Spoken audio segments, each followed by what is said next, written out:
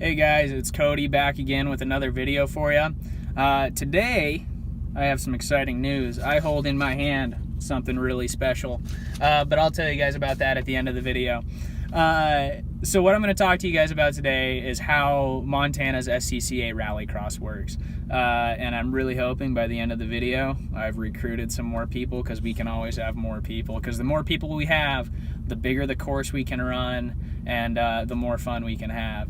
It correlates. But so how it all works is you go on to Great Falls website. I'll put it down in the bottom in the description. It's greatfallsracing.com. You go through there, and then it's kind of bare right now because it's March, and most of Montana's racing is based around autocross. And so once summer comes, then you'll start seeing a bigger list of events that they have. Because Great Falls right now is the only one that does rallycross, and so our one event every couple of weeks really doesn't fill up the calendar. But you'll go on there, you'll see their list of events, and then you can choose which one to register for. They list all of their events, and they also give you links for Bozeman's racing division, not racing division, Bozeman's SCCA, and I think Billings has an SCCA too. They'll give you links to those, and then on their websites they have their events and that kind of stuff too. So you go out, you sign up, you get registered. Prices are way better if you become an SCCA member. I think it's $50 a year to be an SCCA member, but your entry fees get cut quite a bit. So pretty much your price to race like a 2-day event is pretty much what a person who isn't affiliated with SCCA has to pay to race 1 day. So I mean, even if you race twice a year, you're pretty much going to pay off the cost of the membership just in the savings of those entry fees. And then it's really nice when you're like me and you're racing 7, 8, 9 events a year. So that's really helpful. You go out, you pay. Prices vary depending on the event, where it's at, stuff like that. Helena's events usually cost a little more because Helena's autocross track is the biggest and by far the best one in the state available to race at, because it's actually done on a part road course, and it's at the training course for Helena's first responders. But anyways, you go get registered. It's fantastic. And then you got to show up, and you guys got to help set up the course. If the Great Falls SCCA is a little bit bored or wants to get ahead of themselves, they'll sometimes go out Friday nights and get a good feel for the course and set it up and get that all set out.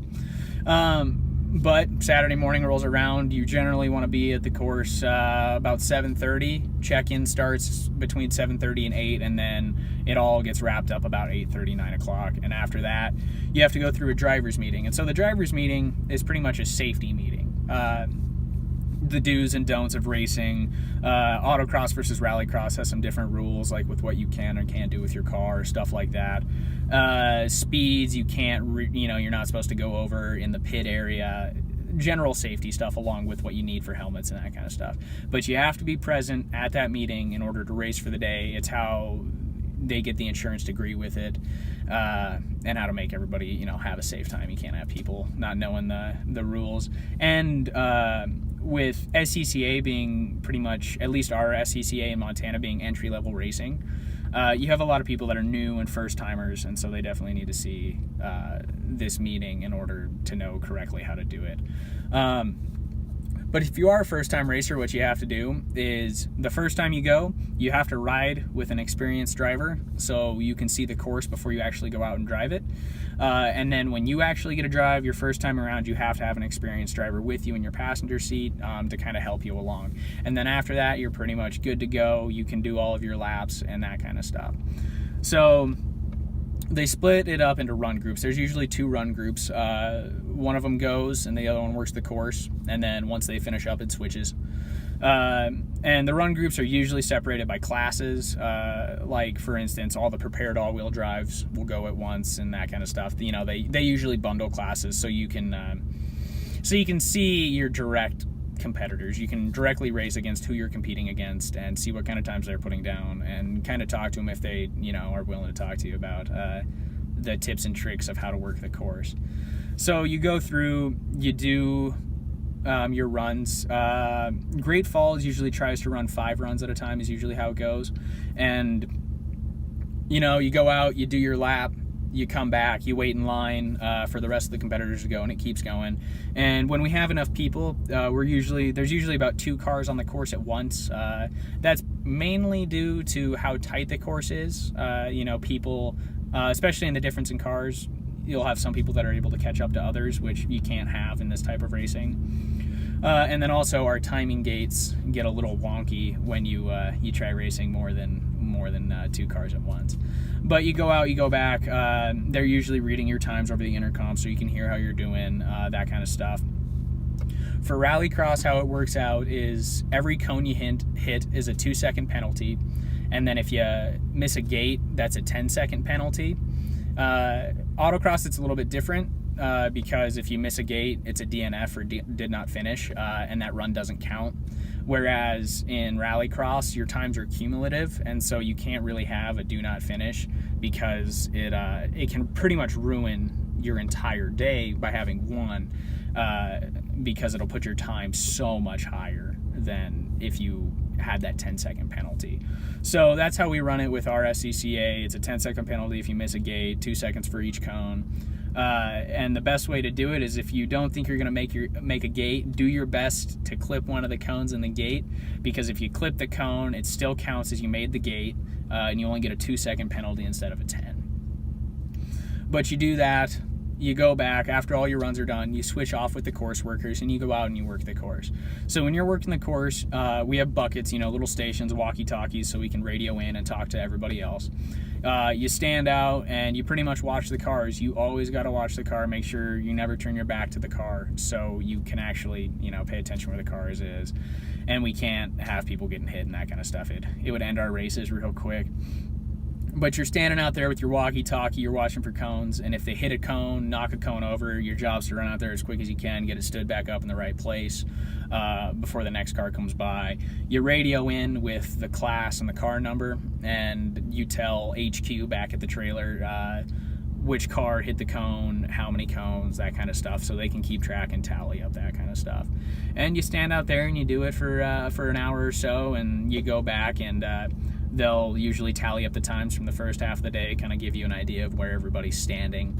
You know, have some lunch, and then Great Falls usually does a pretty good job at running a second half of the day. You know, you run another, 5-6 runs each group, and everybody has a whole bunch of fun.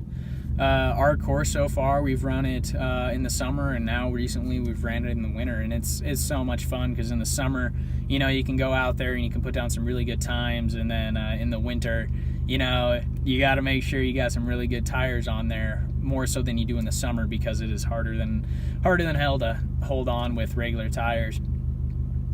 Or you're like me, and unfortunately the last couple of races I haven't had any decent tires available to me, so I'm just out there, whipping the corners as hard as I can, getting as sideways, as possible, just because it's fun, and I really am not able to put down competitive times with the tires I have anyway. So no matter what, though, have fun and you be safe. And at least as far as Montana goes, nobody's really, at least for Rallycross. Autocross is a little bit more ingrained and competitive, but Rallycross isn't super competitive. It's really friendly. I mean, there's people out there trying to do the best they can do, but nobody's not going to tell you the tips and tricks, to the course. Like, oh, how are you doing this? Most people are going to tell you their quickest way through it, and through that you can go through and you can figure out which way works best for you. You can also ride along with more experienced drivers or people putting down better times in order to see what they're doing and kind of get a feel for how you want to drive. But other than that, though, it is so much fun. And if anybody ever has any questions about it, feel free to message me on Facebook, Instagram, any of it. I'll respond right away. Give me an email. But yeah, like I said, the link down to Great Falls is down in the bio. I'll also throw up my Instagram and that as well, so you guys can, if you need to message me or anything like that, definitely give me a shout and I will talk to you more about it. But yeah, thanks for listening to me talk about Rallycross. It's a lot of fun, and I can't recommend it any more than I already have. All right, now we're on to the fun stuff. I have to be honest. I didn't think it was gonna happen this week. I I had all kinds of doubts about this car ever coming together, but the guy that I'm buying the car from, you know, gave me a text yesterday, and he's like, hey, the kid got a brand new license, and we're gonna go down and get the title notarized tomorrow, which is today. And he gives me a call, and he's like, hey, title's all ready to go, come by whenever you want and sign it. And so now I am the proud owner. I will not tell you what car it is yet, because, you know, you need a big dramatic reveal video, obviously. I do hold the title for it, though. It has my name on there. If I'm centering it right in the camera, you can see it. I own the car now. And I'll have to review that footage and make sure that it doesn't say what vehicle it is anywhere on there. But yes, I now own the car. I'm gonna go get it registered tomorrow, and I'll throw some insurance on it. The guy I'm buying it from is gonna go through and do some maintenance to it, you know, get it in good drivable shape before he sells it to me, which I have no problems with, because these cars, they're simple cars, but they're specific cars.